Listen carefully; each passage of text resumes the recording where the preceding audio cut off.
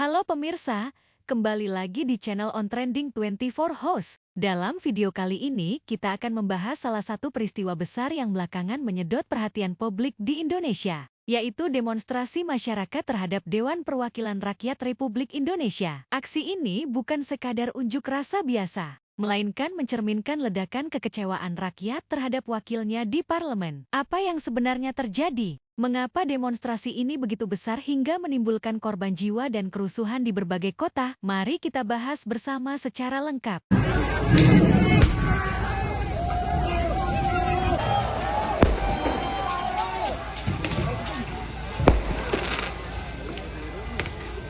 Setelah aksi besar 25 Agustus dan 3 September, kini rakyat kembali merencanakan aksi lanjutan pada 4 September 2025 di depan gedung DPR RI. Tuntutan ini bukan hanya soal besaran jumlah tunjangan dan gaji DPR yang dianggap tidak rasional, tetapi menyangkut transparansi, keadilan, dan masa depan demokrasi Indonesia. Aksi 4 September diperkirakan memusat di Senayan dengan elemen mahasiswa, buruh, hingga komunitas kreator digital yang siap turun ke jalan. Aparat pun bersiaga. Jalanan sekitar DPR diprediksi akan kembali ditutup dengan barikade dan pengamanan ketat. Pertanyaan besarnya, apakah aksi 4 September akan berlangsung damai, atau justru kembali memanas seperti sebelumnya?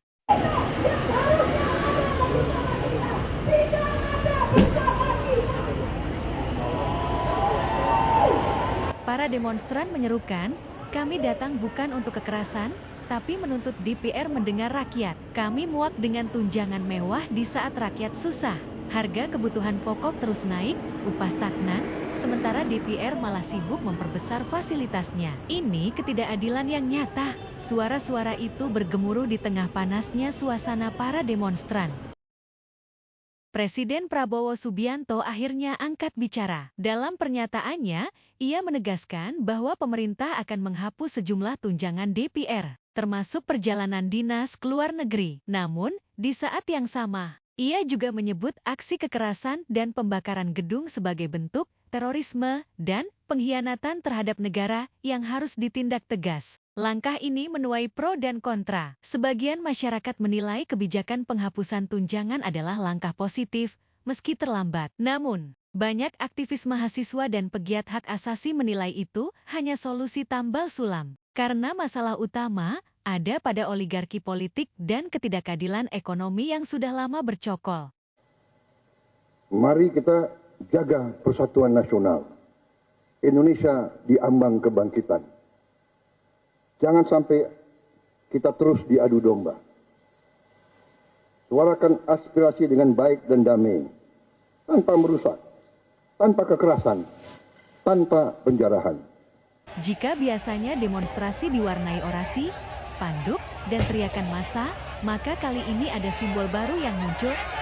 Boneka tikus berdasi. Ya, tikus raksasa yang mengenakan jas dan dasi ini sengaja dihadirkan oleh kaum buruh dalam aksi mereka. Apa makna di balik simbol unik ini? Mengapa tikus berdasi dipilih sebagai wajah protes rakyat terhadap wakilnya di DPR? Boneka tikus berdasi bukan sekadar properti. Ia hadir sebagai simbol satir atas pejabat yang korup, serakah, dan tidak peduli pada penderitaan rakyat. Tikus dipilih karena identik dengan hewan perusak, penggerogot, dan suka bersembunyi. Sedangkan jas dan dasi melambangkan para elit politik atau pengusaha yang hidup glamor dari hasil rakyat. Dengan menghadirkan boneka ini, para buruh ingin menyampaikan pesan sederhana namun tajam.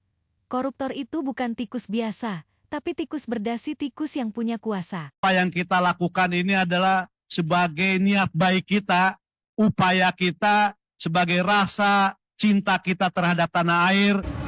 Seperti aksi sebelumnya, aparat kepolisian sudah menyiapkan langkah pengamanan ketat. Barikade beton dipasang, water cannon disiagakan, dan rekayasa lalu lintas diberlakukan di sekitar gedung DPR. Pihak kepolisian menegaskan akan mengawal aksi ini agar berjalan damai. Namun, pengalaman dari demo sebelumnya membuat masyarakat waspada, apakah aksi 4 September akan tetap terkendali atau kembali ricuh.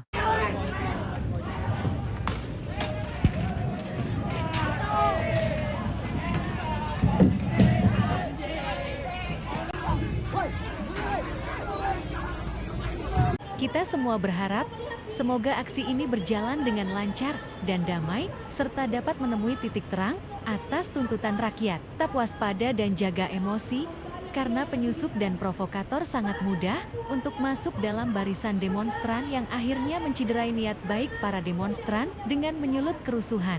Ini semua tidak bisa